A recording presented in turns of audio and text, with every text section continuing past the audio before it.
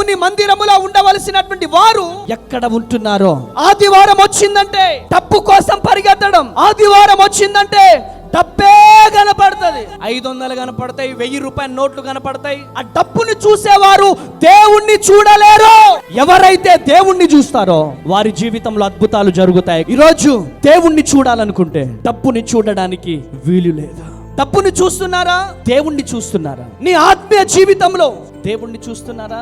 దేవుణ్ణి చూస్తే దేవుణ్ణి మందిరాన్ని చూస్తావు. దేవుణ్ణి చూస్తే దైవ సేవకుణ్ణి చూస్తావు. ఏదో ఆదివారానికి ఒక్కసారి అట్లా వెళ్ళి, యేసయ్య బాగున్నావా, ఓ యేసయ్య బాగున్నావా, మళ్ళీ ఆదివారం కలుగుతాం యేసయ్య, బాయ్ బాయ్ యేసయ్య.